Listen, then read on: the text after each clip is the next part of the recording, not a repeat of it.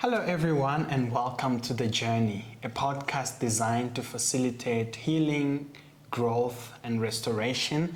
I am your host, Erick Kabongo. And I'm your co-host, Tamlyn Kabongo.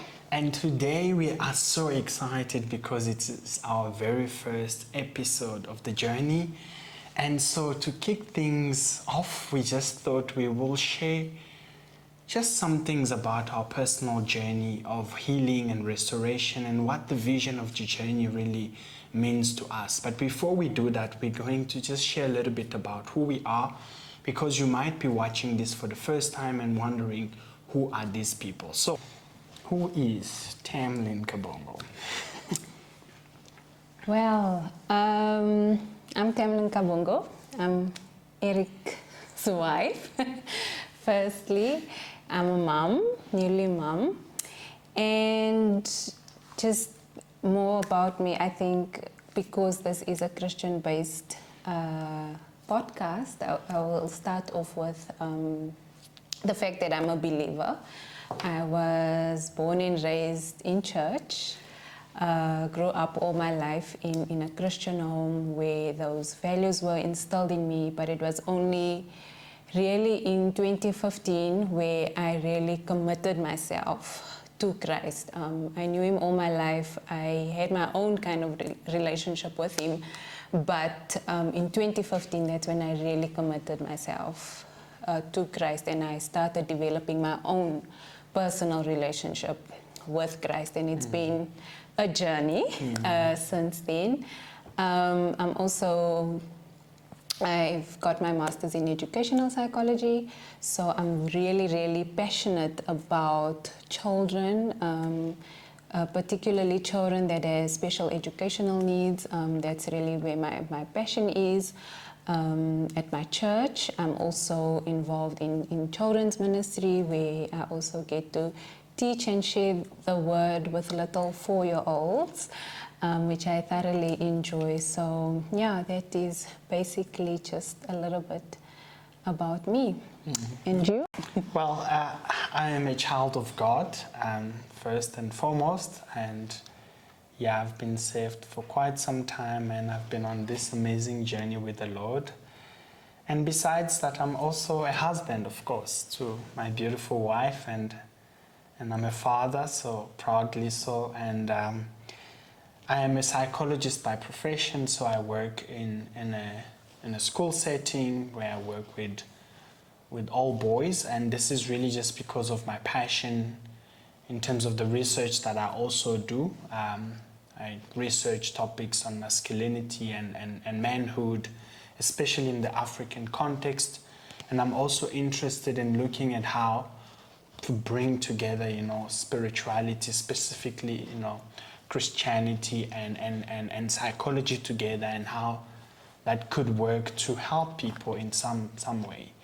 And I'm also an academic. I've had the privilege to publish some of my work, both locally here in South Africa and internationally. And I would like to think of myself as a Bible scholar of sorts. So I'm very passionate about the word, and I like to study it and understand it, and hopefully one day I'll be able to share some of the things I've learned with others. So I'm also a teacher, so I teach at a tertiary level, undergrads, and at some point I also taught honors students.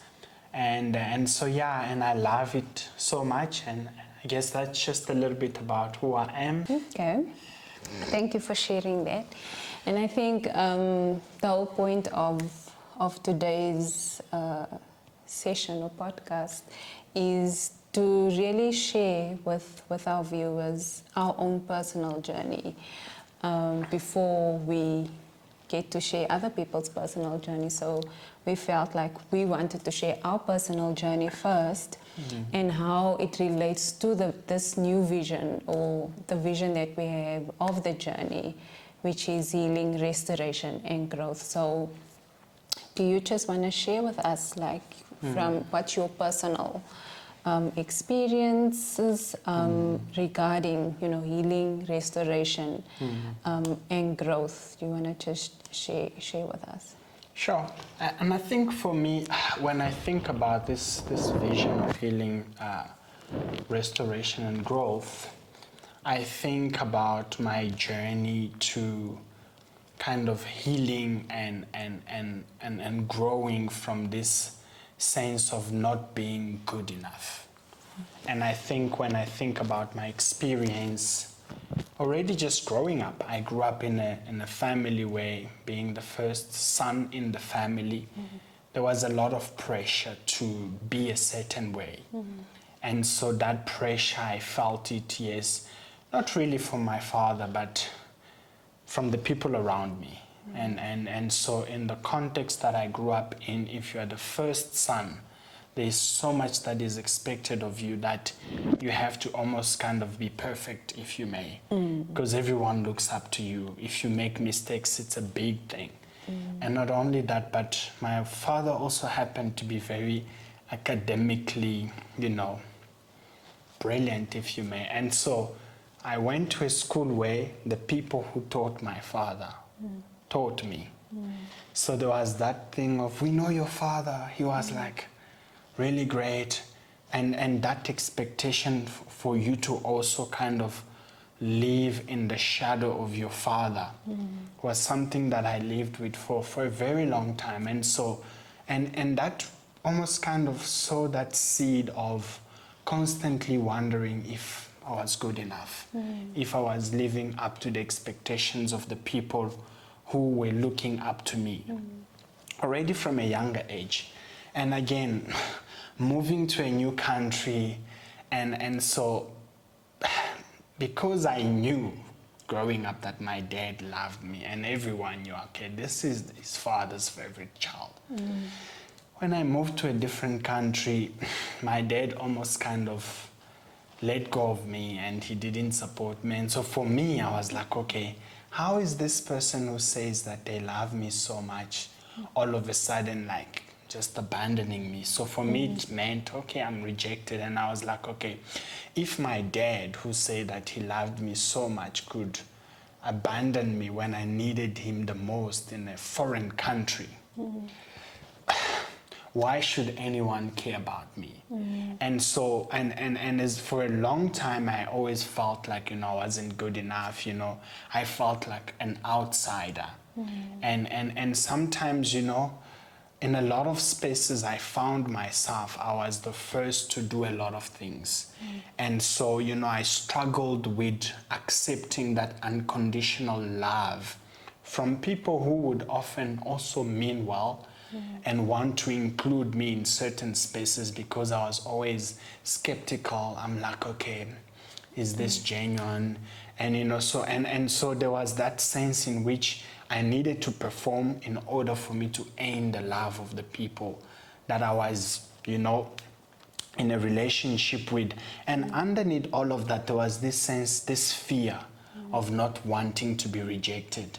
Because I was like, okay, if I don't perform, if I don't earn your love, will you really still stick around? And so it was that really, for me, I needed to heal from.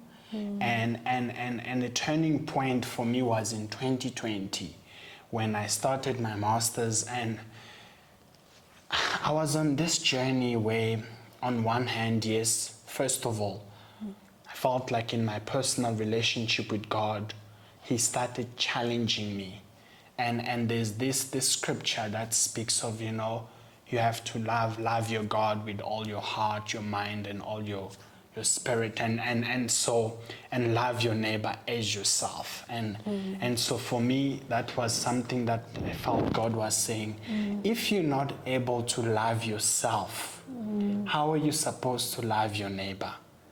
Because if you were someone else that you were taking care of, would you treat you the way you are treating you? And if the answer is no, why then are you being so hard on yourself? Why are you expecting yourself to be perfect? Why are you putting so much pressure on you to be so kind of, perfect, right? Yeah. And so that started a process where I started learning to to be content, to love myself, not in a selfish way, to understand that just because you love yourself doesn't mean you're selfish. Self-love, when it's healthy, can also be a good thing. And something... And can I interject there? Just so it was in your personal devotion where that kind of God made you aware of it? Was it a personal devotion? It was like during your devotion, God was like revealing to you about this perfectionist self, okay? And then from there, after, okay, you have this awareness, right? Because this is what we're trying to share, that, you know, it's a journey. You know, so definitely. there's so I think the first part of it is that awareness, the process of healing, you know, is to first be aware of the fact that there is something that you need to heal from. And so yours was this kind of perfectionism. So the first thing was God revealing to you in your devotion, right? And then what was the next point in terms of moving towards not being so hard on yourself? What was that for you? What did you do kind of to as a process? So for me, there were two things. Well, three actually. The second thing, I was fortunate enough because at the time I was doing my first year of master's, I was in therapy. And so my therapist was so genuine that it made me uncomfortable. And it was a good sense of discomfort in that it made me uncomfortable and it challenged me to start also learning to love myself a little bit more, being a little bit more comfortable in my own skin, understanding that not everyone has to love you. You don't have to please everyone. Just be yourself. The people who love you for who you are.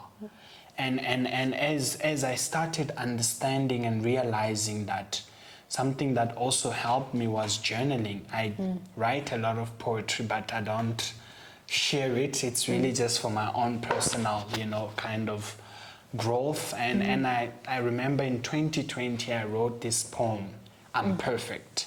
And it was really a poem that I wrote because I was grappling with this idea of being perfect and the contradictions between wanting to please others and wanting to be myself and how, and all of whatever was going through my mind, and I was wrestling with this topic of,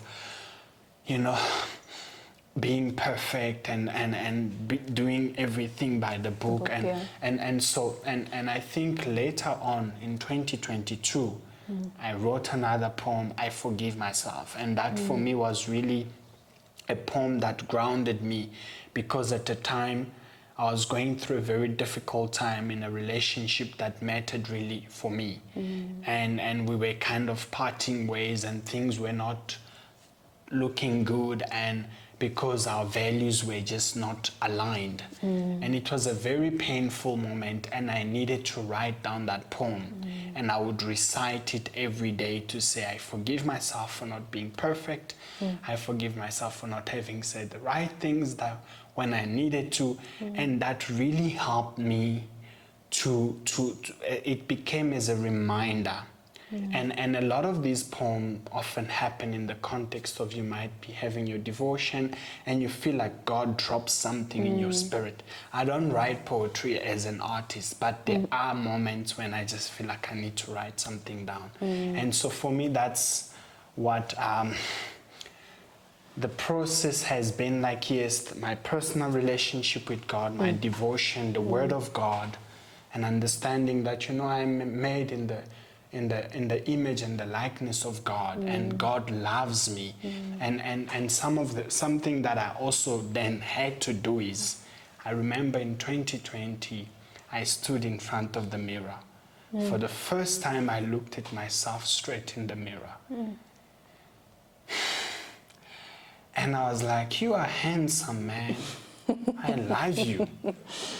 I appreciate you, and you're strong. And I was really affirming myself in a way that I had never done before. A lot of the times I would shy away from really facing myself and truly embracing who I was. And in that moment, God challenged me to say, look, go look at yourself in the mirror. Don't run away. Don't hit. Just allow yourself to embrace who you are, because I've created you in my image and you are good enough. You don't need to please people to be good enough. And so that's been my journey, and again, it's a journey.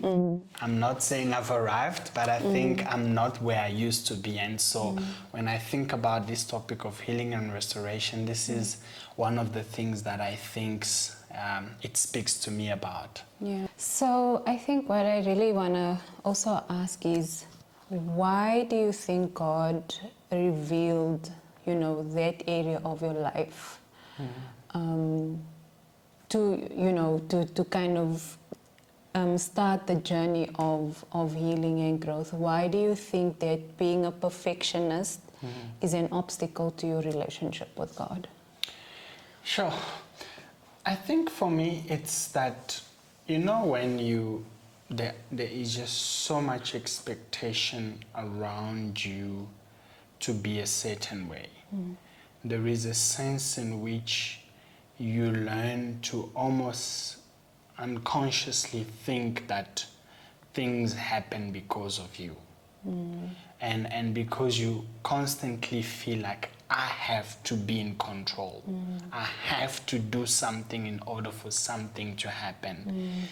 You are not acknowledging the place of God enough. You are not surrendering enough. And in that there is pride.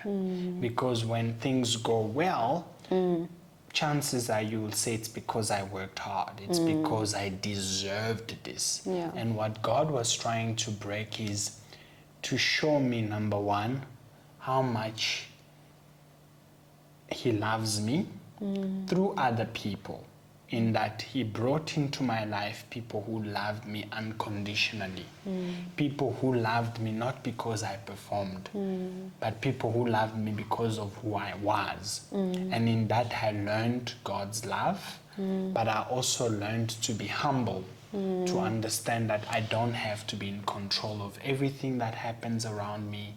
And if things happen the way they do, it's not just because I prayed so hard and I fasted and I was this religious person. It's because of God's grace, and there's humility in that. And I think that's a key aspect to your relationship with God, to understanding that God is sovereign, and it's not because of your deed that you are where you are. So Yeah, and it's it's so important. Like I said, the whole point of this podcast is really, I think God is really in His, it's like they say, the grace dispensation. I feel like it's the healing dispensation. That God really wants to heal His people. He wants to get you to a place where you are well, emotionally, physically, spiritually. And a lot of times we have those things kind of isolated, where you're like, oh, my physical thing has nothing to do with my spiritual, or my emotional has nothing to do with my spiritual life. But everything is so interconnected, God created us.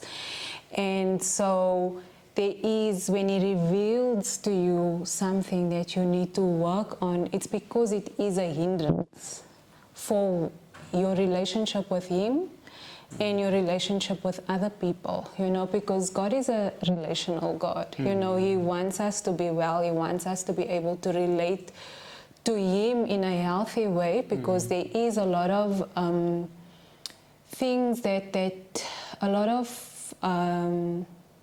false beliefs, if I could say, of who God is, and it has a lot to do with our experiences, growing up, like you said, you needed to be a performer. And a lot of times in relationship with God, if I can read my Bible every day, if I can, then I will impress God. Then I need to be perfect, in order to be accepted by God. And God was showing you like, no, that's not what I want, you know. I want you to understand that I've made you in my image, and just because of that, I love you. It's not anything that you ever had to do. I love you, you know, for that. And I think he always trying to rectify misconceptions of who he is and who we are.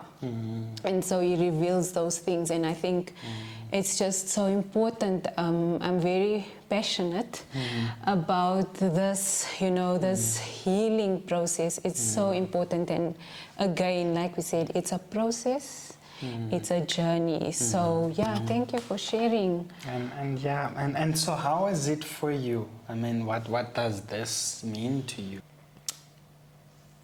I gave birth about 3 months ago, and there was a lot of emotional and physical healing that needed to take place. You know, as you give birth, there's this high, there's this euphoria, there's this expectation of what you think, you know, having a child is supposed to be like. And then reality kicks in, you know, and you need to heal physically, and at the same time, you need to take care of this little one. And, you know, you also need to kind of, it's like birth in some way is traumatic, you know. And so you need to also heal basically from that traumatic experience. And it's like all of these things are taking place all at once, you know. And I think just the whole point of our discussion on the podcast is really how do we bring, you know, your relationship with God as well as, you know, psychology into the mix as you knew. So for me it was, yes, I knew God was with me, you know, but at the same time I was going through real emotional stuff. You know, there's a lot of women that go through postpartum depression. And it's a real thing, and a lot of people can think like, oh no, you pray, you trust God, you can't have this depression thing, you know. But it's a real thing, you can really experience it. And for me it was important to know that yes, God was with me, and he gave me the scripture, you know, in Isaiah that, you know, do not be discouraged, do not be dismayed, for I'm with you, you know, I will strengthen you and I will help you. So that was something that he gave me, you know, before I gave birth, and it was just something that I held on to so strongly. But at the same time, you know, I was going through so much emotionally, so it was, yes, Lord, I know you strengthen me, I know you, but psychologically there was a lot that I was going through, and it was important for me to use my background, you know, in psychology to understand that it was important for me to voice my emotions. I was very emotional, and a lot of times there's this pressure on a woman to just be okay, you know, you got this, you're supposed to, you know, it's a natural thing to be a mom, you know, and take care of your child, you know, those emotions you must suppress. And for me, I just thought, this is where I'm at right now. It's important for me to express how I feel right now. And, you know, we also say, like, in psychology with moms, you know, it's important for them to express and share with those close to them. Are you having, you know, suicidal thoughts? Are you feeling like you want to hurt your baby? Are you, you know, all those kind of things? And it was important for me to share with you, you know. I would say to you, I'm not okay, and share all those things, you know. My father would check in on me regularly. I would burst into tears, you know, and just, you know, it is important for that healing process, you know, postpartum. And I can say now, like, I'm good. I'm really doing well. I'm really enjoying my little one, you know. But it was important for me to hold on to God's promise, but at the same time, understand that there was something happening psychologically, emotionally, in order for me to, you know, go through that process in a healthy way in order to be in a space of being well and restored and feeling like me again, you know. So I think it's a very recent thing, but you know, it's I'm sure something will pop up again, but it was a process of, even before I gave birth, you know, God preparing me for it, but also in the moment understanding that yes, I have God that's gonna walk with me through it. Daily He would tell me, you know, I'm with you, I'm with you. But at the same time, knowing that as much as I had the word and the promises of God, I had to deal with it also, you know, using psychology in a way. So yeah, that is a very recent story of healing and restoration. And so it does sound to me that, you know, it becomes very important. And again, if you noticed, we're both psychologists or within the field, and maybe that's, you know, that's an advantage. And you might be sitting at home, you're like, well, good for you. You guys at least are psychologists. What about us? And I think what is important is to have relationships, have people that you can talk to, people that you feel safe and comfortable with, that you can open up to, because a lot of what we go through emotionally and psychologically, sometimes we feel like, okay, I will just keep it all in. It does make a difference to be able to verbalize what you're going through. It's almost like a load that you're taking off your shoulders, and just opening up and talking about these things allows you to take that load off of you, and because you've verbalized it, you've heard yourself speak out loud, it allows you to then reprocess what happens. And oftentimes when it's done within a context where someone is able to hold that space for you, you can gain perspective and find a way to move forward in a more positive way, rather than just keeping it all in. And then, because sometimes all you have is your thoughts, and these thoughts can be negative thoughts, these thoughts can be destructive thoughts, and they then lead to other things, and before you know it, you might even end up hurting yourself. Why? Because you felt like, okay, I just need to keep it all to myself and I don't need to share with anyone else. And some people might even not notice that you're going through something. And so and you might also think to yourself, well, look, no one really cares. Sometimes it's like, you know, people would like to help, but they can only help if you're able to open up and share with them. And so it's kind of a two-way street, in that you open up.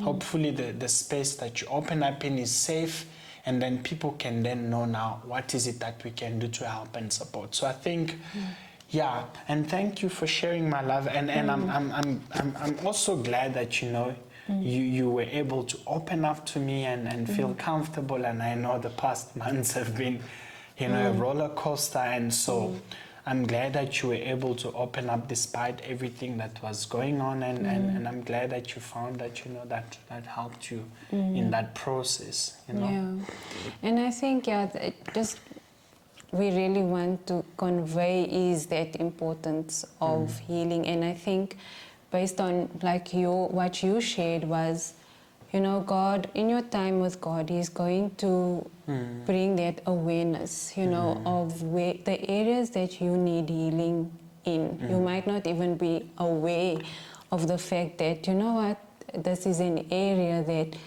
requires healing, you know. And I think just take a moment, you know, in your next devotion that you have with God to ask Him, Lord, what is the areas in my life that you want to start healing? And a lot of times maybe it's too painful that you don't want to, you know, open up in that area, but God really wants to bring healing to His people because there's it's hindering what He has for you and your relationship with Him in a particular area, because like we said, it's a growing relationship with God, right? We don't want to be stagnant. We want to grow. And as part of that growth, we want to heal in those areas that God really wants to show up for us to be well. Yeah. And definitely, and like you said, it's a holistic kind of healing. And in the holistic way of healing, yes, there is divine healing. There is healing that comes through the word. But God also places people who are trained and to help us, use that training and to equip us with tools to be able to work through certain things. And those things might be in the church, through maybe church counseling, but also through therapy.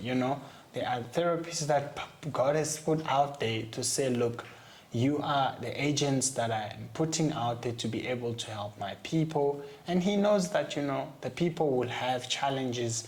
And so if you are able to reach out to a therapist and, and try it out, maybe it's not for you, but again, you will never know the value unless you try it, and there's a lot of also stigma around, seeking therapy and, how therapy is, what happens in therapy. And I think, and what it really is a space where you're able to be equipped with the tools to be able to understand certain things that may have happened, and even to have the language to articulate certain things that you might not even know that you're experiencing, or maybe you were experiencing but you didn't know how to articulate. And therapy becomes that space that is safe, that is confidential, to help you to be able to, go through the process of healing. And ultimately the glory is to God, because again, he works through so many ways and so many,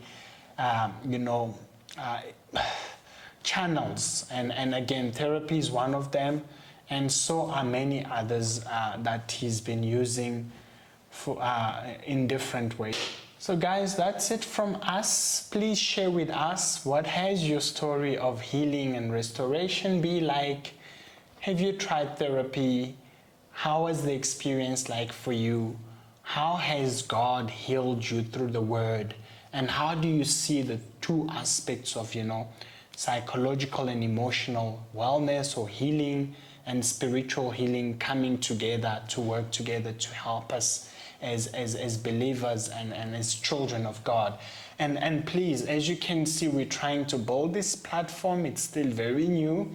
We can only build it together. So we would like to please encourage you to subscribe, share this video. I'm sure you might be thinking of someone who would benefit from hearing this. Please share it with them, encourage them to subscribe, because it's only the more subscribers we get, the bigger this platform can be, and the more people we can reach and hopefully try and make a difference through these conversations. Once again, thank you so much for watching. We really appreciate your support. Until next time, God bless you. Bye.